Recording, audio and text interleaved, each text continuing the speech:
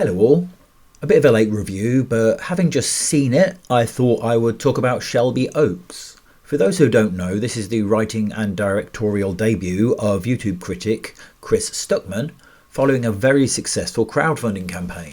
Full disclaimer before I start, I'm not really a fan of his channel or his takes, but liking someone is never a qualifier for me when it comes to watching something I'm interested in. And the trailer for this looked cool, so I finally got round to watching it. Afterwards, I had a quick look online, just curious to know what the reviews were, and whilst I didn't watch any of them, the video titles said it all because there seemed to be a lot of negativity towards this movie. But I have my own opinions.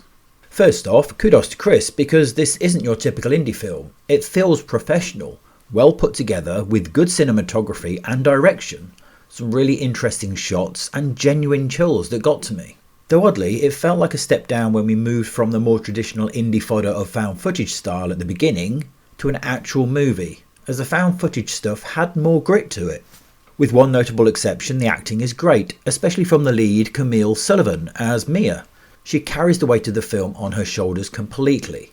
The exception is her husband in the film, and I don't know why this character is actually in the movie. He serves absolutely no purpose at all.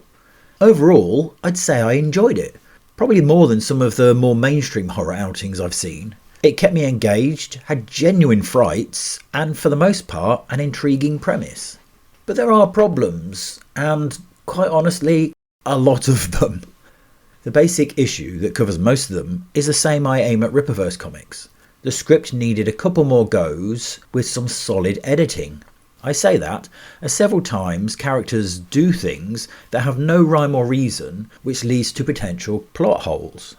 It's a basic tenet of writing and editing. Why is that person doing that thing?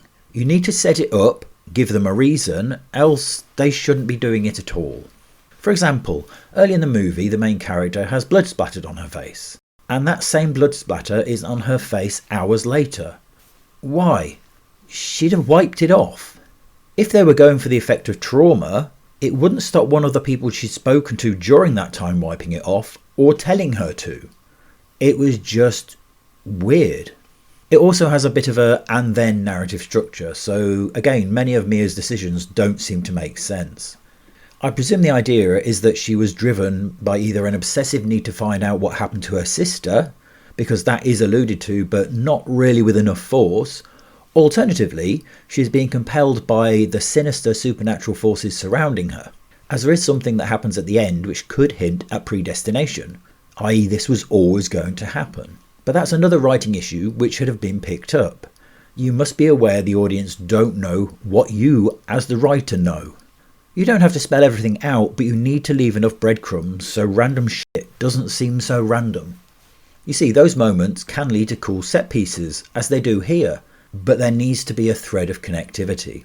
Having said all that, it is a horror movie, and for the most part they are tropey, built on stupid decisions and often lack logic and reason. Oh, there's an old dark house where murders happened, let's go and have a look. Finally, also the pacing's a bit off at the end too, and I don't think the denouement has quite the punch intended. But again, I could write a thesis on all the missteps here, but I still enjoyed it.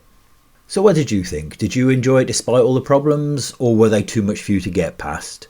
Thanks for watching. Please like and subscribe if you've enjoyed the video. Until next time, peace out.